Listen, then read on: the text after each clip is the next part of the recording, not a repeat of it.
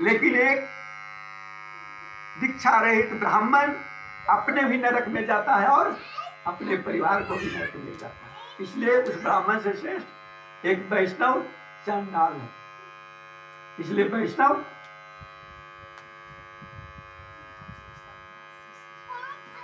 देखो आप क्या कहते हैं कि इनके पीछे वक्ता के लिए दिव्य सिंहासन होना चाहिए।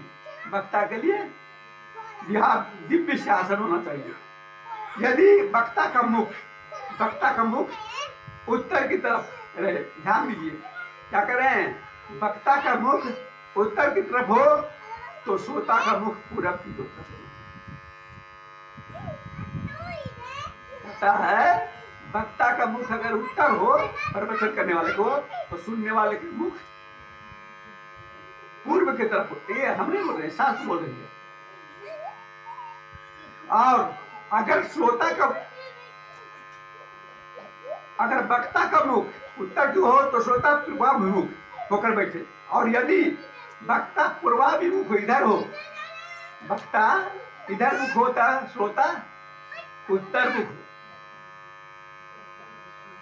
उत्तर और पूर्व ही शुद्ध होता है। कथा के लिए उत्तर और पूर्व ही शुद्ध होता है, ध्यान दीजिए। अथवा वक्ता और श्रोता को पूर्व होकर बैठना चाहिए, नहीं तो दोनों को दोनों पूर्व बैठ जाएंगे।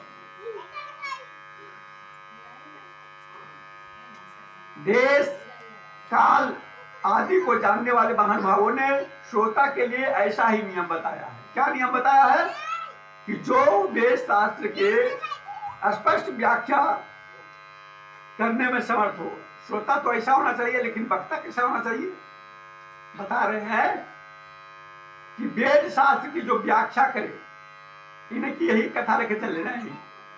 कभी इधर से ले, रामायण से ले ले, कभी वेद से, कभी शास्त्र से, कभी ये पुराण से, कभी रामायण से, है न, कभी महाभारत से, उन्हें जहां व्याख्यान दे, इसको समझाने के लिए ऐसा व्याख्याता होना चाहिए। तरह तरह के दृष्टांत दे सके, तरह तरह के दृष्टांत दे सके, ताकि श्रोता समझ जाए। विवेकी और अत्यंत निष्प्रिय हो, माने विवेकशील हो, सत्य और असत्य को ज्ञान हो, ऐसे विरक्त और विष्णु भक्त ब्राह्मणों को वक्ता बनाना चाहिए। विरक्त वैरागी को ही वक्ता बनाना चाहिए, और वैरागी होते के साथ साथ विष्णु भक्त होना चाहिए। जब तक विष्णु भक्त नहीं होगा, तब तक उसके हृदय में जो अनुराग आता है प्रवचन करने का, वो अनुराग नहीं आएगा। कथा तो कहेगा, लेकिन अनुराग से नहीं।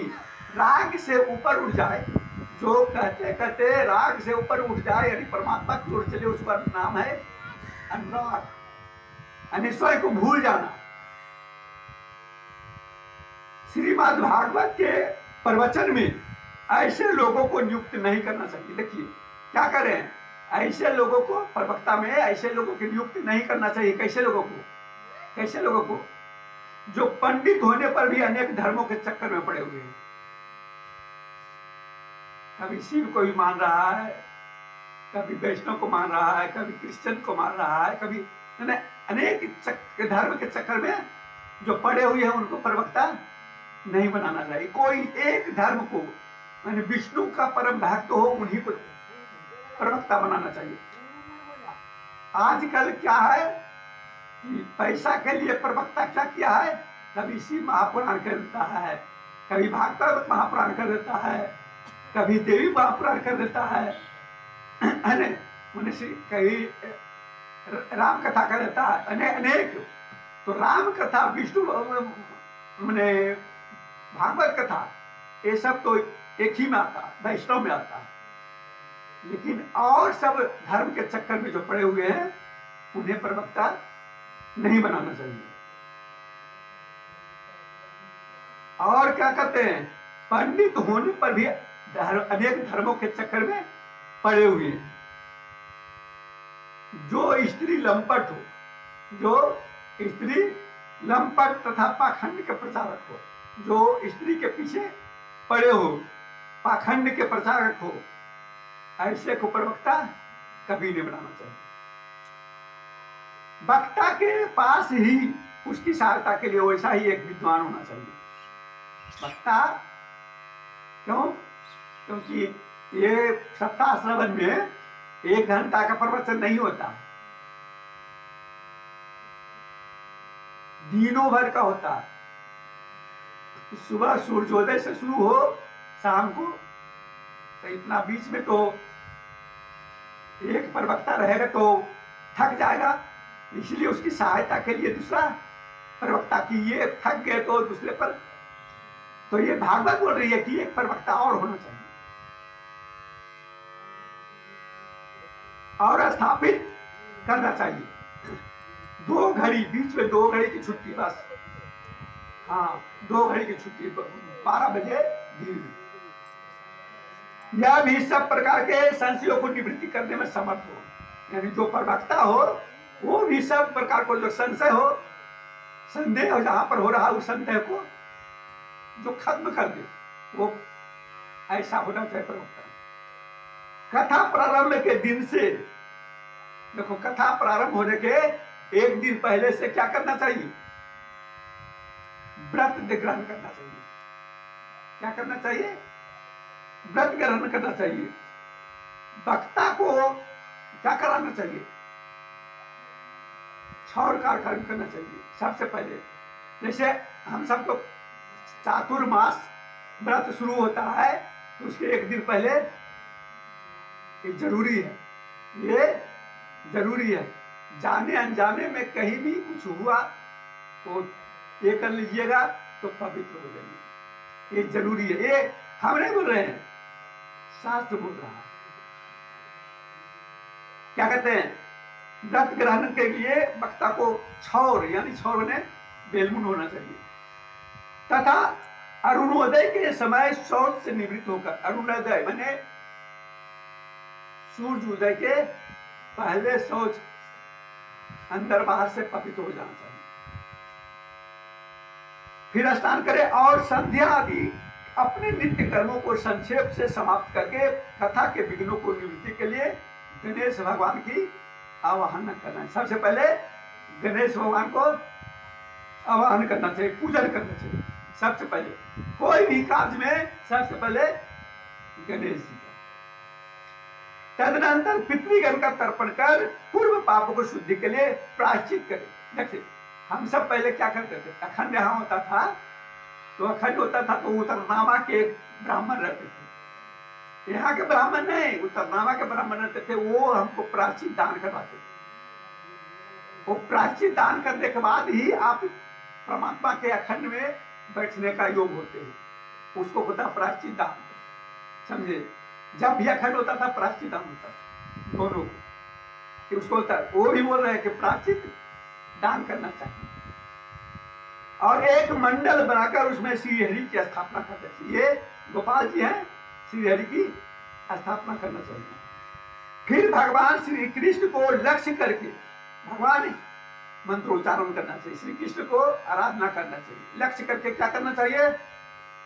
16 जिससे हम प्रत्येक दिन पूजा कर रहे हैं, 16 पूजा, स्नान कराते हैं, पंचमृत स्नान करते हैं और क्या करते हैं? वस्त्र देते हैं, उपवस्त्र देते हैं, पवित्र धारण करते हैं, चंदन लगाते हैं, फूल चढ़ाते हैं, तुलसी चढ़ाते हैं, दुब्बी चढ़ाते हैं, उनको आभूषण चढ़ाते हैं, सुगंधित तेल चढ़ाते हैं, धूप देते हैं, दीप चढ़ाते हैं, नैवेद्य चढ़ाते हैं, फल चढ़ाते हैं, लौंग इलायची, यानी ये 16 उपचार होगा। 16 प्रकार का पूजा इसको करता है। 16 उपचार से पूजा करें, समझिए। और उपचार करके क्या करते हैं? प्रार्थना करना चाहिए। कैसे प्रार्थना करना चाहिए? ध्यान पूर्वक सुनिए। करुणा निधान को कैसे प्रार्थना करना चाहिए? हृदय से आप भी बोलिए। कहते हैं, हे करुणा निधान, मैं संसार सागर में डूब रहा हूं।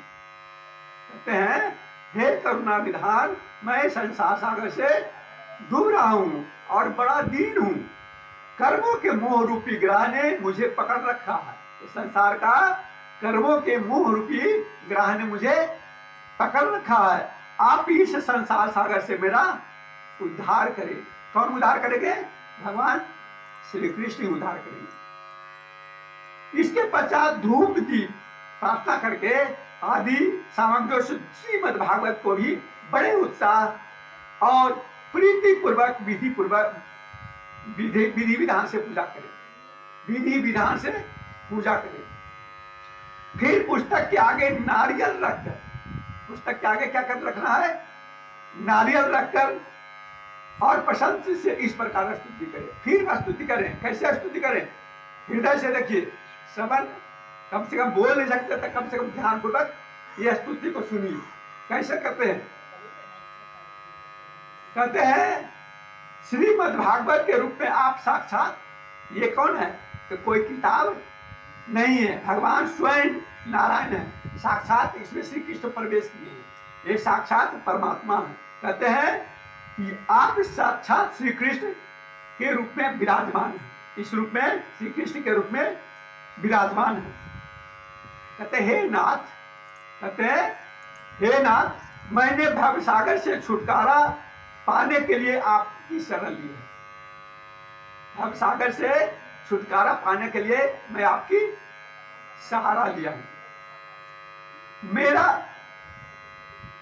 यह मनोरथ आप बिना किसी विघ्न बाधा के सामोमंग पूरा करें। हे केशव, केशव किसको कहते हैं? जिनका सुंदर केश हो। श्री कृष्ण का ही सुंदर, श्री कृष्ण के से ज्यादा सुंदर किसी का केश था ही नहीं, इसीलिए इनका नाम एक केशव रखा है। केशव, सबसे सुंदर केश उनका श्री कृष्ण का। हम इस दीन वचन कहकर फिर वक्ता का पूजन करें। फिर क्या कर रहे हैं? वक्ता, जो प्रवक्ता है, प्रवक्ता कौन होता है? प्रवक्ता को साधारण मनुष्य नहीं समझना चाहिए।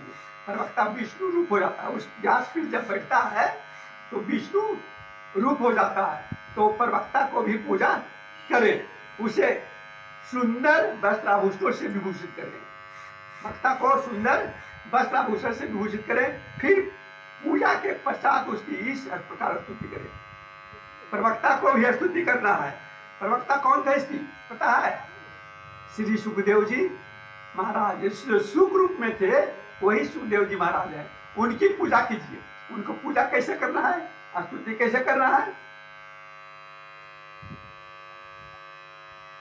सुख स्वरूप भगवान, सुख स्वरूप भगवान, आप समझाने के कला में कुशल और सब शास्त्रों में पारंगत है।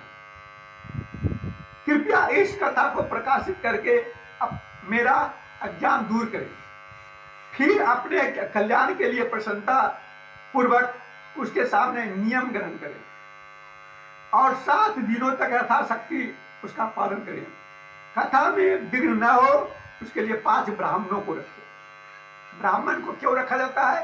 क्योंकि वो बगल में गीता पाठ करते रहे। क्या करते रहते?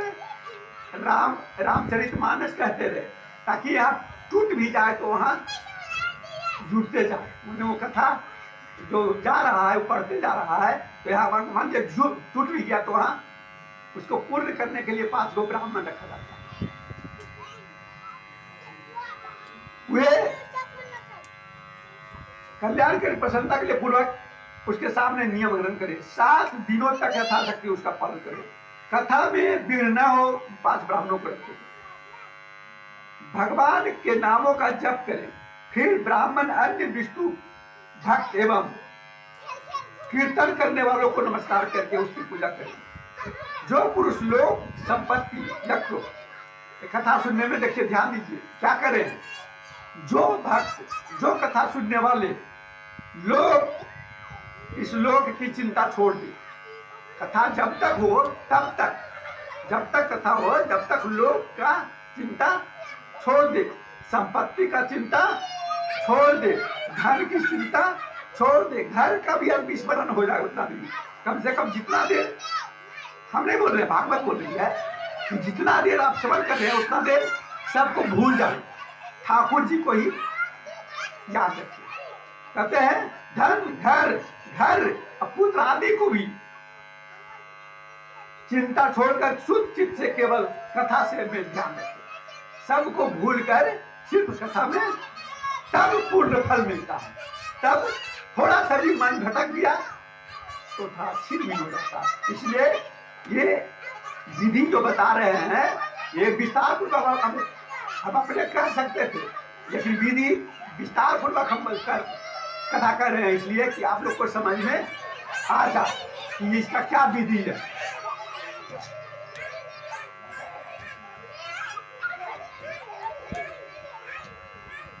उसे इसके श्रवण का उत्तम मिलता है। उसे क्या होता है, जो ऐसा करता है उसको उत्तम फल मिलता है, महान फल मिलता है। बुद्धिमान वक्ता को चाहिए कि सूर्योदय से कथा, देखिए हम बोले ना कि सूर्योदय से सूर्य उदय हुआ, सूर्योदय से कथा आरंभ करके 3:30 पहर तक मध्यम स्वर में कथा होते रहना चाहिए। 3:30 पहर 11:30 बजे तक, 6 बजे से 11:30 बजे तक लगातार कथा होना चाहिए। कथा नियम तक कोई नहीं करता, 4 घंटा में करता है, लेकिन कथा नियमता वही है कि सुबह 6 बजे से 11:30 बजे तक। मात्र 2 घंटे के लिए रुकिए, फिर 12:30 बजे से शुरू हुआ तो जब तक अस्त न हो सूर्य तब तक कथा